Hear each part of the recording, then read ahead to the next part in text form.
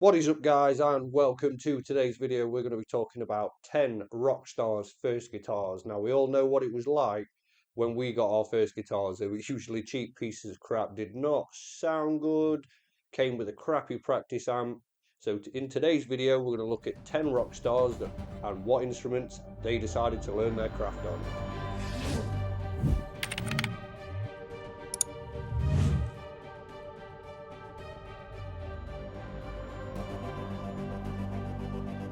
So coming in at number 10 is Mick Thompson from Slipknot.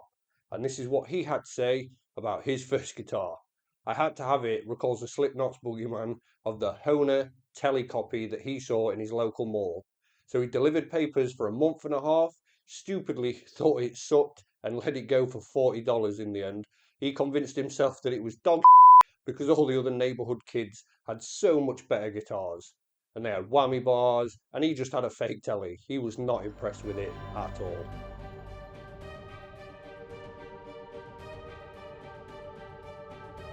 Coming in at number 9 is Slash. So post Appetite for Destruction, you'd never imagine that you wouldn't see Slash without a Les Paul around his shoulder, or the BC Rich Mockingbird that we know him for. We know that Gibson send him God knows how many guitars because it's Slash, and Slash has kind of made the Les Paul in recent years. So when he asked his grandmother for help for a guitar, Slash recalls she gave him an old flamenco guitar with one string that she had stuffed away in the back of a closet. And I've read Slash's autobiography. You can hear more about it in there from his upbringings and learning how to play guitar, considering that his family was quite famous because they worked with rock stars all the time. You wouldn't believe that Slash would start on some crappy flamenco with one string.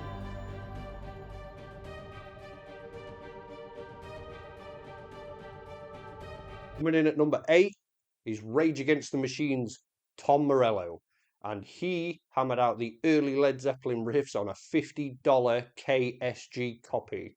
Now, I've found a picture of one, and this is the best picture I can find, and it does look cheap. I can tell you that much. Even my first guitar looked better than that, which was a Yamaha Pacifica 012 in black. So let me know in the comments below what your first guitar was, and if you remember how much it cost, let me know that too.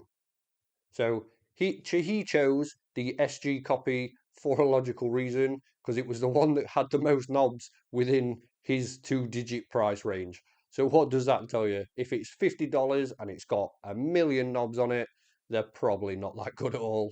But it worked for Tom Morello, and now he's the legend that we know as the Rage Against the Machine guitarist.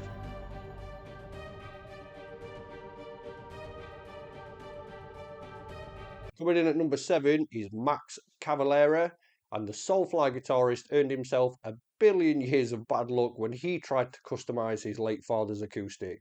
He says, I remember that Paul Stanley had a guitar that had broken mirrors, so he decided to do the same, broke a mirror and glued it on. It was not well done at all.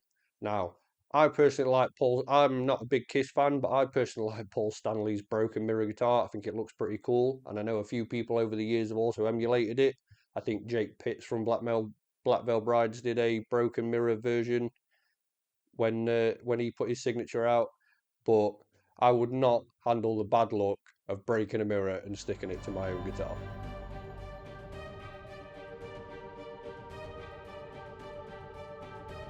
In at number 6 is Jimi Hendrix. So Jimmy's first electric guitar was a 1957 Supro Ozark 1560S.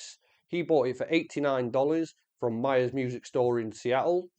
The guitar got a run out in the Rocking Kings, which was an early band for Jimmy, before being stolen from the Birdland Club in 1960. If it ever surfaced at auction, expect a stampede of hedge fund managers because the worth of that guitar would be absolutely insane if you could prove that that was Jimmy's guitar.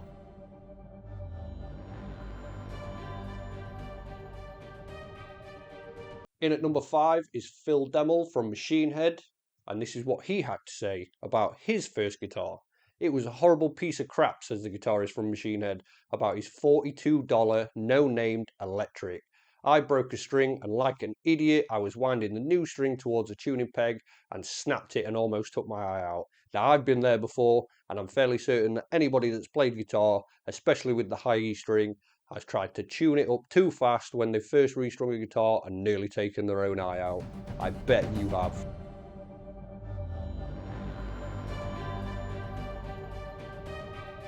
Coming in at number 4 is Keith Richard. So long before the iconic 53 Butterscotch Telecaster that we see him playing now, the 15-year-old was playing a Rossetti gut string acoustic guitar. Now you imagine how old it has to be that you're learning how to play guitar on a guitar that's got gut strings. So he writes in his book Life, you've got to start at the bottom. Same with anything. Same with running a whorehouse. I took it everywhere. I went to sleep with it. My arm laid across it. So what does that tell you? He was always going to be a famous guitarist. Always.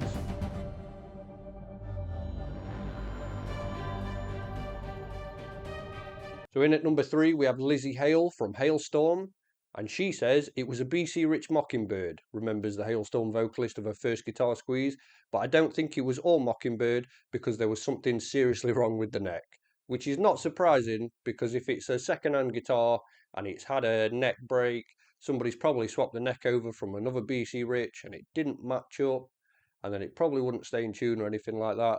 Those are the kind of things that you take a risk for when you're buying second-hand guitars. And I always try my best to make sure that it is all okay when I buy them, but sometimes you just get unlucky.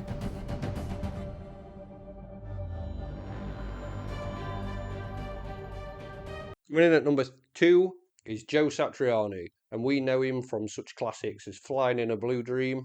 So before the Ibanez Custom Shop came knocking, Satch had a Hagstrom 3. It was just such an odd sounding thing. He says the only thing it had going for it was light and it had a great vibrato. So I knew how to do dive bombs, squeals, and make a fool of myself in front of my friends.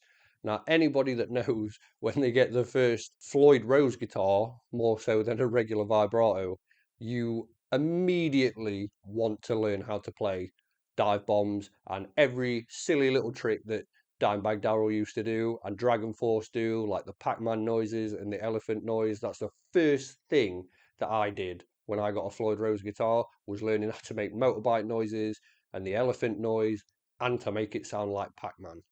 But it's not a bad guitar for Joe Satriani for a first one compared to some of the others on the list.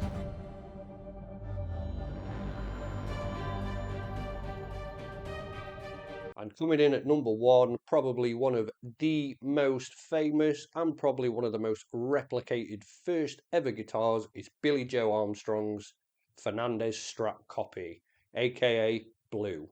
And it was bought from his guitar teacher way back in the day. The original version of Blue appeared in the classic videos like Longview and Basket Case. And then obviously we start to see Billy Joe playing Gibsons and stuff like that through American Idiot and all those videos that came along with that. But obviously you still see it on stage, the original Blue, and it's still holding together to say that it is a copy. So sometimes your first guitar may seem like a piece of crap, but it isn't. Thanks for watching this video, guys. If you've enjoyed it, give it a like, give it a comment, subscribe to the channel for more videos like this coming up in the future. And I hope you have a good day. I'll see you in the next one.